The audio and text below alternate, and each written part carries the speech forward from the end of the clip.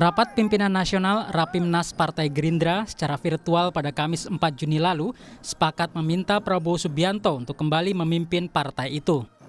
Wakil Ketua Dewan Pembina Partai Gerindra, Sandiaga Uno mengatakan Prabowo menyanggupi keinginan 34 Dewan Pengurus Daerah Partai Gerindra untuk menjadi pemimpin partai pada periode 2020-2025. Pada akhir rapat, pimpinan nasional ini Pak Prabowo memberikan satu statement yang menyatakan bahwa harapan dari teman-teman DPD di 34 provinsi ini merupakan perintah, dan jika ini adalah perintah dari para kader, Pak Prabowo Subianto sendiri menyatakan sebagai satu kehormatan untuk ajakan terus berjuang.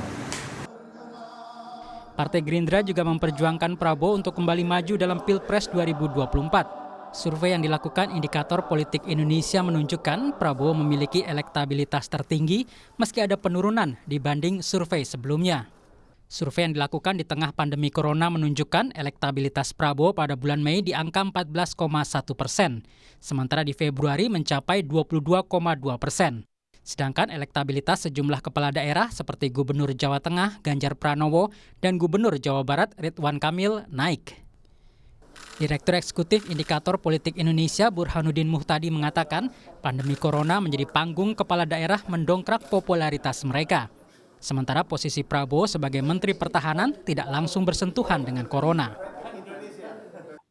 Jawa penduduknya besar, rentan terkena COVID-19, saat yang sama pula gitu ya, mereka mendapatkan ruang perhatian publik yang luas. Jadi kepala daerahnya mendapatkan apa yang disebut dengan istilah visibility.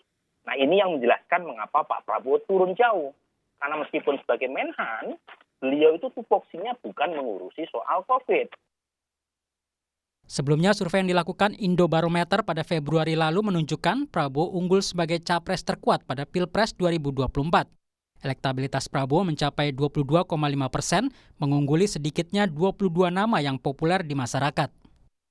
Kalau tidak ada Pak Jokowi, paling tinggi Prabowo. Nah, setelah Prabowo itu adalah Anies Baswedan. Memang kalau kita buat dari beberapa simulasi, baik 4 nama maupun 2 nama, seandainya Pak Prabowo maju, maka lawan terberatnya adalah Anies Baswedan. Apapun hasil survei, Prabowo Subianto tetap harus fokus untuk memberikan kontribusi kepada negara, terutama pada sektor pertahanan, yang menjadi tugas yang diberikan Presiden Joko Widodo. Tim Liputan Kompas TV.